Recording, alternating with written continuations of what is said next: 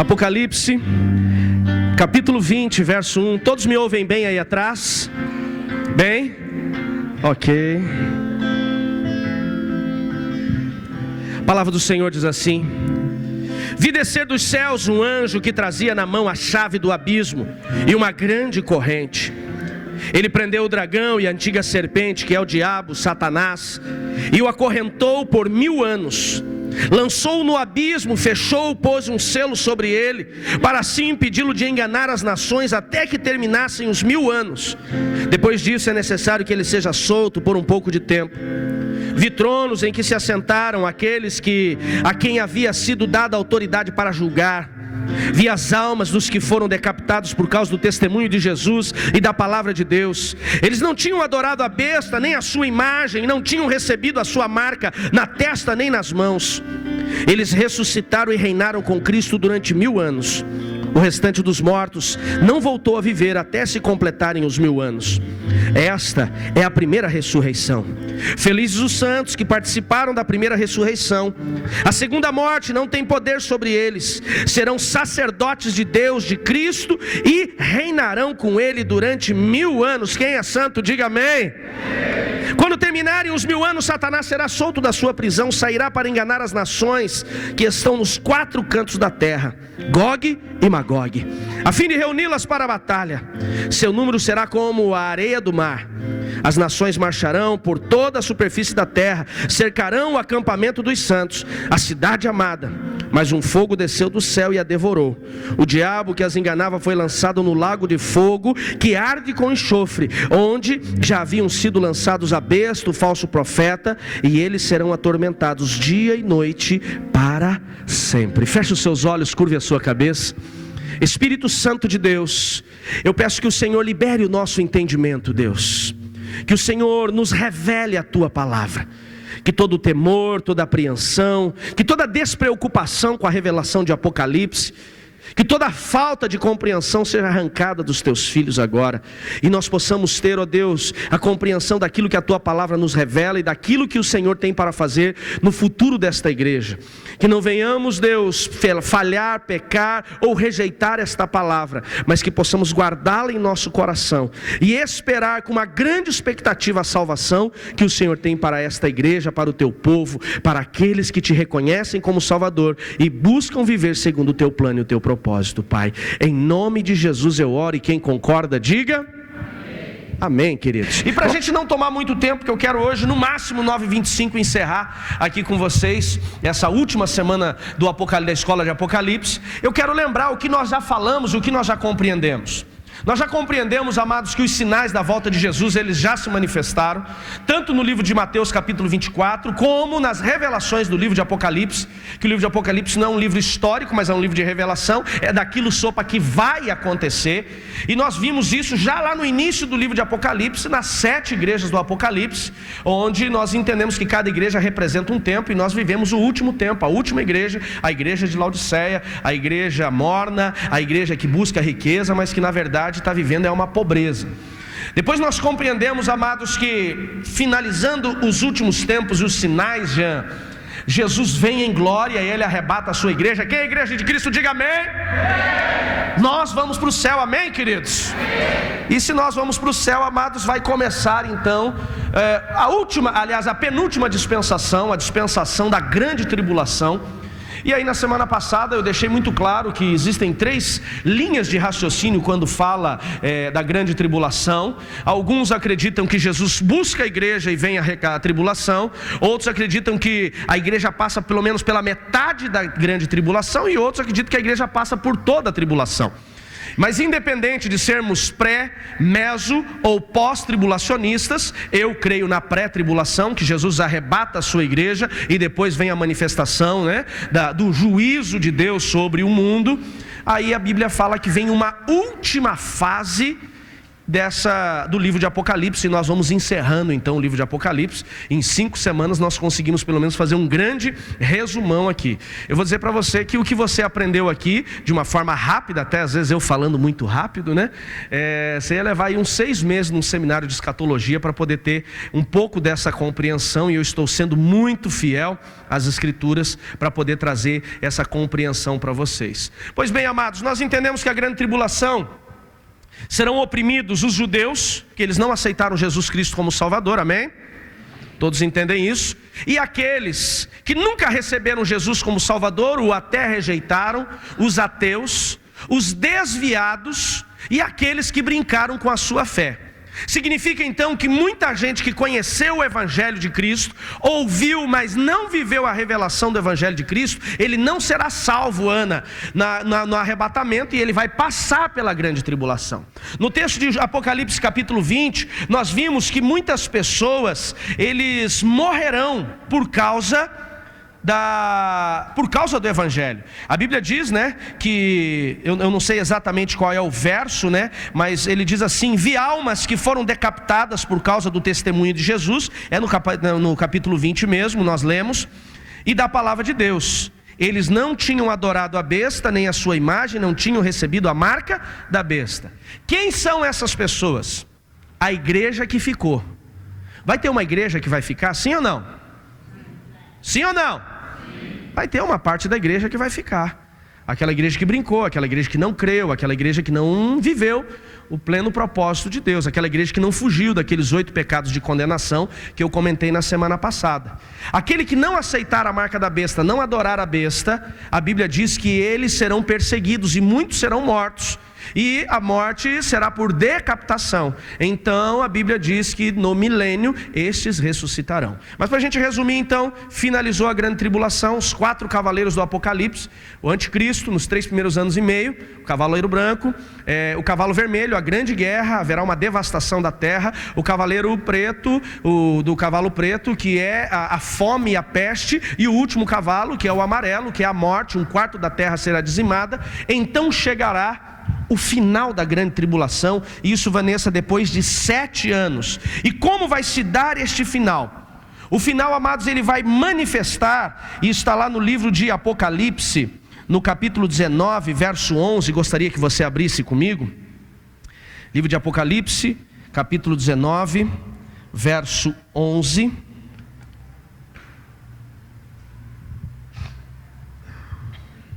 Os 7 anos de tribulação, ele finaliza com a guerra do Armagedon. Quem já ouviu falar da guerra do Armagedon, diga amém.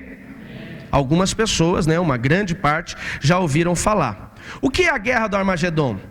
É a fase final de tudo aquilo que aconteceu como tribulação, como destruição da terra nesses 7 anos. Verso 19, capítulo 19, perdão, diz assim a palavra do Senhor: depois dessas coisas, vi no céu como uma grande voz, com uma imensa multidão que dizia: aleluia, a salvação e a glória do poder pertencem a Deus, porque os verdadeiros justos são os seus juízos, pois julgou a grande prostituta que havia corrompido a terra com sua prostituição, e a mão dela vingou o sangue dos seus servos. E outra vez disseram: aleluia, e a fumaça sobre ela e pelos séculos dos séculos. E aí nós vamos aqui vendo a manifestação da segunda volta de Cristo. Você tem aí, Ivan, aquele mapa escatológico que eu trouxe semana passada, que é a pré-tribulação e a pós-tribulação.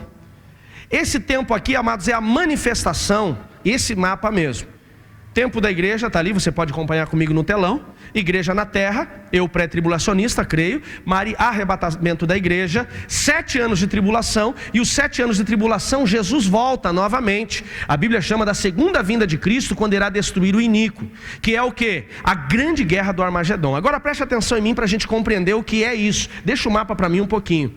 A Bíblia diz que o anticristo levantará todo o seu exército, e será um grande exército que vai perseguir aqueles que não aceitarem a marca da besta, Israel. Então significa que eles serão truculentos, terá todo o controle bélico em sua mão, e este grande exército ele vai cercar os judeus, porque os judeus são, a grande perseguição de Satanás, e ele quer destruir porque são o povo escolhido de Deus. A Bíblia diz que então os judeus eles ficarão presos em um lugar chamado Vale do Megido. O Vale do Megido, amados, ele foi um lugar um lugar importante de batalhas importantes do povo de Israel. Nós vemos Débora, Bruna, entrando em batalha contra os seus inimigos, e ela teve a vitória onde? No Vale de Megido. Nós vemos Geu quando ele se levanta em batalha contra o rei de Israel e o rei de Judá, direcionado por Deus para tomar o trono daqueles homens que estavam trazendo o pecado sobre a nação, que era da família de Acabe. A Bíblia diz que onde ele mata Acasias, no Vale de Megido. Nós vemos Faraó se levantando contra um rei que estava profanando a nação de Israel, chamado Josias, se eu não me engano. Eu estou errando o nome aqui com certeza, mas encontramos lá em 2 Reis 23, se eu não me engano, que este rei é morto como juízo de Deus no Vale do Megido. Então Armagedon, que é a última guerra, esta guerra onde o anticristo vai se levantar contra o povo de Israel, o Armagedon se dá exatamente porque a Bíblia diz que será no Vale do Megido. Mas os teólogos acreditam, Roy, que o Vale do Megido não seria um lugar desta grande batalha, porque não caberia todas as pessoas perseguidas. Então Deus está trazendo um simbolismo lá. Deixa eu dar uma pausa, estou falando muito rápido? Está na boa? Estou rápido? Ok, rápido, devagar. 1, 2, 3 e... O Vale do Megido não tem condições de suportar todas as pessoas, pastora Leia, que serão perseguidas, que são os judeus. Então a teologia acredita que é um simbolismo. E o Armagedon não vai se dar apenas na Palestina, Pierre, onde está lá o Vale do Megido. Mas o Armagedon ele vai se dar no mundo inteiro. Então a guerra do Armagedon, a grande guerra do Armagedon, ela será uma perseguição para todos os judeus que estão no mundo. Acredito eu, Fabiane, que lendo a Bíblia, que haverá também uma perseguição para todos aqueles que não estiverem com a marca da besta, aquela igreja que não foi arrebatada, aqueles que converteram ao Evangelho porque ouviram de Jesus e depois compreenderam que tudo aquilo que eles ouviam era verdade. E a Bíblia diz que quando o anticristo e o seu exército estiver prestes a detonar, a arrasar com os judeus, o Senhor Jesus virá em glória. E a Bíblia diz que haverá então um grande canto, né? Aleluia, porque a manifestação de Jesus será na sua segunda vinda. Quem está entendendo até agora, diga amém. Por que Jesus virá na sua segunda vinda? Exatamente para aniquilar o anticristo, o falso profeta, e destruir todo o exército do anticristo. A Bíblia diz depois, na continuidade do texto ali, que a vitória de Jesus será através de uma espada que sai da sua boca. Esta espada, lá no livro de Efésios capítulo 6 verso 10, nós compreendemos que é o que? Representa o que? O que? Meu Deus do céu, o povo não lê a Bíblia, o povo foi embora. O que representa a palavra em Efésios 6:10? A palavra não, agora já acabou tudo. A espada representa a palavra. Então acredita-se que haverá uma palavra da boca de Jesus, e apenas com uma palavra, Luan, destruirá todo o exército do anticristo. O anticristo e o falso profeta serão mandados para as trevas, para o inferno, para o lugar de enxofre ardente. E a Bíblia diz que então Satanás ele será aprisionado, como nós lemos ali, por 1000 anos. A guerra do Armagedon, amados, vai exterminar todos aqueles que não aceitaram a Jesus e aceitaram a marca de Cristo. E agora haverá um governo de Cristo em um novo tempo. E aqui, amados, é uma das partes mais lindas do livro do Apocalipse, que nós vemos então uma restauração da terra neste milênio. A Bíblia diz que será 1000 anos, onde não será mais a dispensação da graça que nós vivemos hoje, não será mais a dispensação da grande tribulação. Estou rápido de novo? Não, a grande tribulação por mais 7 anos, agora será a dispensação do governo de Cristo. E então haverá uma renovação, vou usar esse termo que é mais fácil a compreensão, não vou usar o termo apocalíptico, mas haverá uma renovação da terra, uma reestruturação da terra, e agora Jesus vai governar sobre esta terra. Amém, queridos? Até aqui está tudo bem?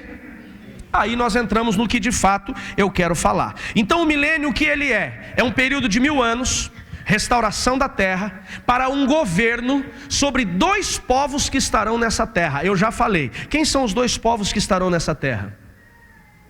Quem é o primeiro povo que não vai ser salvo no arrebatamento da igreja? Por que os judeus não serão salvos? Vamos recapitular: porque eles não aceitam Jesus como o Messias. Eles não aceitam Jesus como o Messias. E qual é o segundo povo? A igreja que não foi arrebatada, ou aqueles que não aceitaram a marca da besta, que a Bíblia chama de as nações. Haverá um grande povo, um grande número de pessoas que não vão aceitar a marca da besta, que não vão morrer na grande tribulação porque não aceitaram. Então agora a terra será renovada e haverá então uma transformação sobre toda a terra. A Bíblia diz que logo depois da aflição daqueles dias, que é a grande tribulação, o sol escurecerá, e logo depois desse dia onde o sol escurecer, haverá então a manifestação do milênio. Algumas pessoas acreditam que o milênio ele será um tempo de destruição. Não, o milênio é um tempo de renovação. E a Bíblia diz, e nós conhecemos, não sei se vocês lembram, os velhinhos como eu vão lembrar, de uma canção do Oficina G3, que ele canta assim, né? Novo céu e uma nova terra, alegria eterna. Meu Deus, só eu lembro. Onde não haverá mais lágrimas, nem choro se ouvirá. O que essa canção fala? Do tempo do milênio. Que é no milênio que nós estaremos com Jesus face a face, amém, queridos? Não haverá mais choro, não haverá mais dor. Quando? Quando manifestar o milênio. E aí então haverá a manifestação de duas Jerusaléns. A Bíblia diz que o novo céu e a nova terra é a manifestação da Jerusalém celestial, onde todo olho verá. Será uma manifestação de uma cidade, da nova Jerusalém celestial, que ela vai se emparelhar, segundo o livro de Apocalipse e segundo a revelação de Daniel também, sobre a Jerusalém terrena. A terra agora totalmente renovada, uma Jerusalém terrena e uma Jerusalém celestial, espiritual sobre a terra, onde haverá o governo de Jesus sobre a terra. Número 1, irmão Luiz, quem vai morar na Jerusalém terrena? Todos aqueles que não foram arrebatados e não aceitaram a marca de Cristo, as nações e os judeus. Amém, queridos? Estes são as pessoas. Só que eles terão agora uma renovação do ar, não haverá mais poluição na terra. Não haverá mais morte, não haverá aliás mais doenças, não haverá mais fome, porque agora o tempo do milênio, ele será um tempo de graça de Deus. Haverá uma grande manifestação do Espírito Santo. Não haverá mais a manifestação de Satanás. Quem está entendendo, diga amém. Por que não haverá? Porque agora ele está aprisionado. Se não tem diabo, o que não tem? Pecado, maldade, ira. Estamos entendendo, queridos? Então será um lugar de paz. Será um lugar, amados, onde o povo viverá mais. A Bíblia diz no livro de Apocalipse que os aparelhos de guerra, Ellen, eles serão transformados em aparelhos para a agricultura. Tanques de guerra vão virar arados, mais ou menos assim, para a gente compreender. Porque não haverá mais guerra, não haverá mais dor. A Bíblia diz que haverá uma longevidade na saúde do homem. Esses que não foram arrebatados e passaram pelo grande tempo de tribulação. E por favor, vou dizer um negócio para você. Não fica brincando com Jesus hoje dizendo assim: eu vou ter uma chance. Você não tem ideia o que vai ser o tempo da tribulação. E amados, depois eu vou chegar no ponto alto da igreja, daqueles que foram arrebatados. Aqui na terra, ou seja, aqui na Jerusalém terrestre, ela será um tempo de renovo, mas para aqueles que ficarem, forem homens, mulheres de carne como nós somos. A Bíblia diz que haverá uma longevidade. No livro de Isaías, se eu não me engano, a Bíblia diz, né? O profeta Isaías diz que os mancebos terão 100 anos. O que é um mancebo? É um rapazinho aí, né, de 15, 16 anos.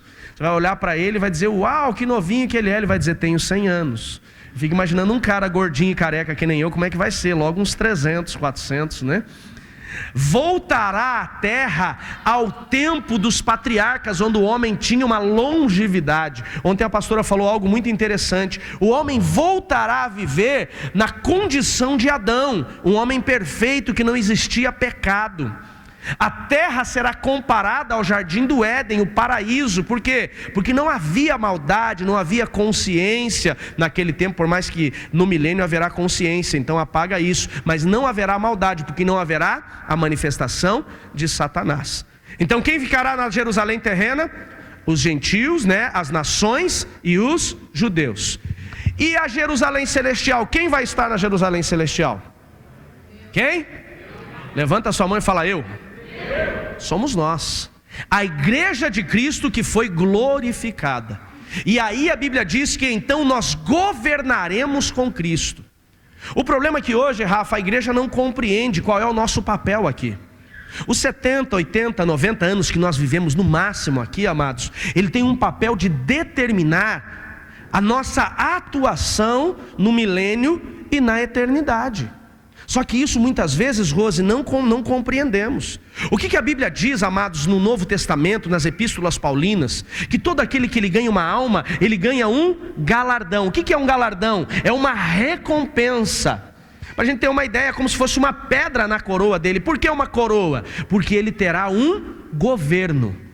Então todas as pessoas que nós ganhamos para Jesus hoje, elas não geram para nós talvez fisicamente uma recompensa terrena, mas haverá uma recompensa celestial e principalmente para o milênio. Tem muita gente que hoje o cara pensa que ele é general de 3 estrelas em cima do altar, apóstolo, bispo e aquilo e isso, e vai chegar lá no céu. Se for para o céu, por favor, não estou condenando ninguém, mas se for, pode ser que seja um soldadinho raso, porque não ganhou muita gente e viveu de status. Mas aquele irmãozinho que na igreja ele era simplesinho, falava problema, errava música às vezes, aquele que ninguém dava moral nenhuma para ele, mas era um grande evangelista, era alguém que curava a alma das pessoas, que levava o evangelho de Cristo, e esse teve muito galardão, muita recompensa. Lá no céu ele terá um papel de governo com Jesus. Quem está me entendendo, diga amém. Pastor, se a pessoa recebe Jesus hoje e amanhã ela morre, ou Jesus busca a igreja e ela vai para o céu, vai ser salva? Sim. Vai ter galardão? Não. Ou se tiver, uma recompensa pequenininha. Quanto mais trabalhamos para o reino hoje, maior será, não sei se posso dizer isso, a posição de governo no céu ao lado de Cristo. Por que estaremos governando com Cristo? Como eu falei, estaremos na Jerusalém celestial. Isso concepção minha, segundo a leitura da palavra de Deus, tanto no livro de Apocalipse, Daniel e outras escrituras, mas principalmente Apocalipse, onde lá teremos um governo com Cristo. Aconteceu uma situação na Venezuela, renovada. Então Jesus diz assim: Ivan, estou destinando você agora para ir até a Venezuela para resolver aquela situação. Por quê? Não vai existir presidentes, não vão existir ministros no mundo, não existirá mais governo humano. De quem será o governo? De Cristo. E Ele vai nos dar então autoridade para governar com Ele. Então, se tem gente que busca status na igreja hoje, está perdendo seu tempo. É claro que lá no céu não é status, lá é servir o reino de Deus com muita alegria, mas lá será o nosso lugar de governo. Amém, queridos? A Bíblia diz, amados, que a Jerusalém celestial, aliás, que nesse tempo do milênio, o sol brilhará 7 vezes mais, as estrelas serão reluzentes e a lua ela terá mais brilho. Então a noite ela não será tão trevas como vemos hoje, e os dias serão mais longos. Porém a glória de Jesus no governo desta nova Jerusalém, ela vai chegar a ofuscar, Vanessa, a lua e o sol. Imagine a situação. Ele vai refletir a sua glória, e quem vai receber a glória será a Jerusalém terrena aqui na terra. Então aqui no milênio nós já compreendemos qual vai ser o papel de quem ficar e não morrer ou não aceitar a marca da besta, e de onde estará a igreja. Pastor, como será o nosso corpo lá no céu? Semelhante aos anjos? Eu não acredito que será semelhante aos anjos, mas eu não acredito e não tenho uma base bíblica para poder te dizer isso, porque senão ele logo nos faria anjos. Mas teremos um corpo celestial semelhante, um corpo renovado, como eu até brinquei semana passada, né? Sem culote, sem barriguinha, bastante cabelo. Aleluia, glória a Deus, né? Amém, amados? Tem uns que gostam da barriguinha, então se você gostar, né, o Deus conhece. Quem gosta de barriga aí, diga amém. Ninguém gosta, né? Todo mundo com barriga e tanquinho, olha que coisa linda, né? Os homens tudo cabeludo. Oh, aleluia, Jesus, dá cabelo, pode ser lá na glória, não tem problema. Então, amados, vamos voltar aqui, né? Nós então teremos um corpo renovado para a manifestação da glória de Jesus através das nossas vidas. Porém a Bíblia diz, amados, que nesse tempo de milênio, deixa eu ver se eu esqueci de mais alguma coisa aqui. Então Jesus estabelecerá o seu domínio na terra, O governo será na Palestina, né? O centro do governo, a Jerusalém terrena, será na Palestina. Os homens terão longevidade, isso nós vemos em Isaías 65, 22. O céu será mais claro, as noites serão menos escuras, Isaías 30, 26, você que está anotando. Na tribulação os ímpios serão consumidos pelo terror. Então aqui nós temos a base bíblica em Apocalipse 19, 19. Será um governo para as nações e para os judeus. E, ok, passamos esse ponto aqui, entramos, né?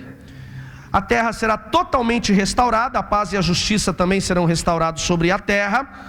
Vemos em Apocalipse 21, 24, né? Que as nações que ficarem então habitarão na Jerusalém terrena. Essa base é Apocalipse 21, 24. Eu estou só dando agora os pontos para vocês. Quero ver aqui. E aí nós entramos, outro ponto aqui interessante. Os animais terão uma mudança nos seus instintos. Isaías capítulo 11, verso 6, o que é isso? No milênio, amados, os animais eles não serão mais ferozes e carnívoros. Acredite-se que os animais serão herbívoros, eles serão dóceis. E aí a gente via aquelas revistinhas que a gente recebia em casa, né? O homem abraçado com o leão, né? O animal dócil ao lado dele. Este será o tempo do milênio, onde não haverá mais ira, não haverá tudo isso que nós, como eu falei, voltará aquele tempo do Jardim do Éden, algo semelhante, para a gente ter esta compreensão. E eu estou passando algumas coisas para dizer para vocês, né? Quanto ao estado de saúde milenar, a Bíblia diz que nenhum morador dirá estou doente. Isaías 34, 24. 33, 24. Não haverá mais doenças, não haverá mais peste, não haverá mais sofrimento. Mas algumas pessoas perguntam: existirá morte no milênio? Não acredita-se que existirá morte no milênio, a não ser quando houver a manifestação de Satanás. Ou existindo a morte, será depois de uma longevidade, onde os homens viverão muito. Alguém lembra quantos anos viveu Matusalém? 909? Ah, nem, eita! Seminário de Teologia na veia. 969 anos. Este será mais ou menos parecido à longevidade do homem. E aí nós entramos no último ponto. O último ponto é o quê? Verso 7 de Apocalipse 20, para a gente poder encerrar aqui. Verso 7 de Apocalipse 20, coloca para mim, faz favor, Ivan. 1000 anos de graça, ou de graça, de paz, 1000 anos sem doença, 1000 anos sem destruição. Então a Bíblia diz, amados, que, olha, presta atenção comigo aqui, que nós vamos encerrar com isso daqui. Eu quero mais 5 minutos da sua atenção. Quando se completarem os 1000 anos, o capeta, sapricó, safado, sem vergonha, será solto da sua prisão. Diga misericórdia, Jesus. Agora a nossa pergunta é: por quê? Pergunta para mim, fala, vai lá. Não vou responder desse jeito, fala direito. É uma pergunta que eu e a pastora esses dias estávamos conversando. Por quê? O cabra já foi derrotado, o exército dele destruído, ele já foi aprisionado. Claro que não existirá uma prisão de grades, será uma prisão espiritual. Ele não terá mais quem atormentar ou quem incentivar a pecar. Por que que ele será solto depois de 1000 anos? Porque Deus ele precisa, amados, gerar um tempo probatório. O que é um tempo probatório? Os 1000 anos será um tempo de experiência, para que o homem seja julgado e ele demonstre de fato, pastor Daniel, a sua fidelidade com Deus. Porque nós vemos hoje na dispensação da lei, o homem falhou com Deus. Vemos na dispensação da graça, o homem falha com Deus. Deus perdoa os nossos pecados, a salvação é de graça, é imerecida, mas o homem rejeita Jesus, sim ou não? As pessoas rejeitam. Aí vem o tempo de dor, dispensação da tribulação. No sofrimento tem gente que vai rejeitar Jesus. E aí vem o tempo do milênio, um tempo de paz, um tempo onde tudo vai ser bem, comida em abundância. A Bíblia diz que a terra vai florescer, vai haver, amados, não existirá mais fome, não existirá mais dor. Mas o que vai acontecer? O homem ainda se revoltará contra Deus. Volta para mim no próximo verso, faz favor, Ivan. A Bíblia diz: depois de 1000 anos, Satanás será solto da sua prisão e sairá para enganar as... Aqui fica bem claro que o papel de Satanás será enganar as nações. Então não são os judeus, mas todos aqueles, Rafael, que não receberam a marca da besta. todos aqueles que não se prostraram à besta, e os filhos deles, porque neste tempo a Bíblia diz que eles terão filhos, terão casamento, e a Bíblia diz lá no livro de Isaías que haverá muito nascimento de criança, algo fora do comum, porque a terra, de alguma forma, analisando friamente, ela voltará a ser povoada, porque só 1/4 da terra vai morrer no último cavalo lá do cavalo amarelo. Depois nós vemos a destruição dos ímpios que aceitaram a marca da besta. Pastores, tem ideia de quantas mil pessoas? Amados, hoje nós temos 7 bilhões de pessoas. Eu não vou dizer de números, mas vai ter muita gente. Mas a Bíblia diz: Satanás sairá para enganar as nações que estão nos 4 cantos da terra, Gog e Magog, que é uma outra revelação que não dá tempo de trazer isso. Agora preste atenção depois da vírgula, da curva. Diz assim, Lise: cujo o número é como a areia do mar. O que significa isso, Anderson? Significa que Satanás sairá, irmão Luiz, para enganar, e ele vai enganar tanta gente que o número será comparado à areia do mar. Serão milhares de pessoas. Agora, como que esse povo vai se permitir, Tinho, ser enganado por Satanás? Tá tudo bem, tá favorável, como é que é? Esqueci, né? Quer fazer a piada e não lembro da piada. Agora tá tranquilo e tá favorável. Mais favorável do que no milênio não existe. E os caras ainda vão se rebelar contra Deus. Por quê, Karine? Porque existe uma natureza humana que não quer saber de Deus. E Deus tem esse tempo probatório, Diego, para mostrar o quê? Que Ele não está mandando ninguém para o inferno. Sandro, o inferno foi feito para Satanás e seus demônios, não foi feito para os homens, Eliane. E por que os homens estão indo para o inferno? Porque eles estão escolhendo. Eles escolheram no tempo da lei, eles escolheram no tempo da graça, eles vão escolher nos dias difíceis de tribulação, e vão escolher quando tudo estiver bem. Então não existe uma situação de dizer assim: é o momento. O pastor Eurípides falou algo aqui que me chamou muita atenção. Tem muita gente que diz: é o meio onde eu estou que está me contaminando. E ele falou assim: Adão estava onde? Estava no paraíso. Quem era amigo de Adão? Deus. Adão tinha doenças? Não. Adão tinha preocupação? Nenhuma. Adão tinha Eva do lado, amados, como a pastora Annelise fala, deveria ser uma beldade. Pensa numa mulher espetacular em tudo, era Eva. Adão não tinha no que se preocupar, mas ele rejeitou a Deus. Mesmo estando no ambiente, estando com Deus, estando com tudo favorável, ele se revolta. E amados, essa a grande realidade do homem, infelizmente. Então a Bíblia diz que, a fim de ajuntá-los como a areia do mar, a fim de ajuntá-las para quê? Para a batalha. Satanás está agora regimentando as nações para a sua última guerra. O cão, ele é tão sem vergonha que ele ainda vai querer lutar contra Jesus mais uma vez. Verso 9, faz favor, Ivan, por favor. Aí no verso 9 diz assim: e eles subiram sobre a largura da terra e cercaram o arraial dos santos. Cercam o quê? A nova Jerusalém terrena, o arraial dos santos, a cidade querida. Por quê? Porque agora eles querem mais uma guerra.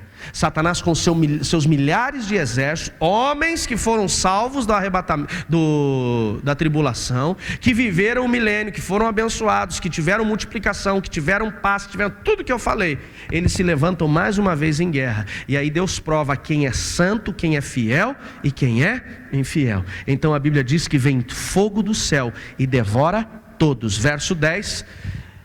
Então a Bíblia diz: e o diabo que os enganava foi lançado onde? No inferno, e agora todos serão atormentados. Qual é a finalização do milênio? A finalização do milênio agora é a entrada na eternidade. Não existiu eternidade ainda, só milênio, pastora Leia. Agora que vem a eternidade. E quem vai viver a eternidade? A igreja de Cristo, que já está arrebatada, e aqueles que não forem enganados por Satanás no milênio. E aí Jesus pega o seu governo sobre a terra e entrega este governo agora para Deus Pai. E então o Deus Pai irá manifestar a sua glória e o seu governo sobre todos para a eternidade, todos os dias. Amém, queridos. Me perguntaram ontem: pastor, haverá um novo julgamento para a igreja? Não. O julgamento da igreja acontecerá exatamente no dia da tribulação, no dia do arrebatamento. Meu Deus, hoje está ruim o negócio da cabeça aqui, né? É o cansaço. No dia do arrebatamento. Seremos julgados, amados, exatamente na primeira vinda de Cristo.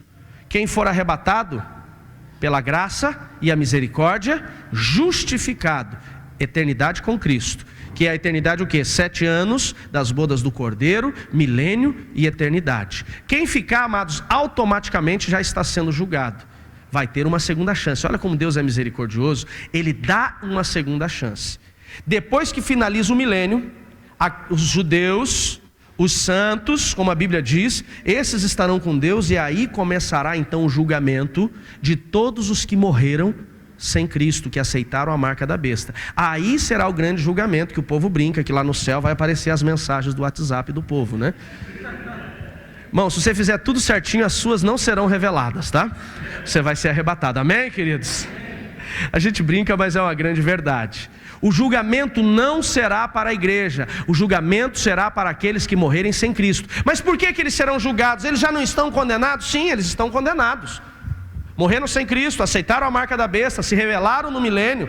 Mas Deus, Israel, não vai mandar ninguém para o inferno sem justificar, Jean, o porquê que ele está indo para lá. Deus, ele é justo, amém, queridos? Diga comigo, a justiça de Deus dura para sempre. Ele não vai condenar, Silvana, ninguém sem ele mostrar o porquê que esta pessoa está sendo condenada. Hoje nós temos a oportunidade da graça, somos justificados, então não vamos perder esta grande oportunidade de salvação em Cristo, que é viver uma vida que agrade ao Senhor. Amém, queridos?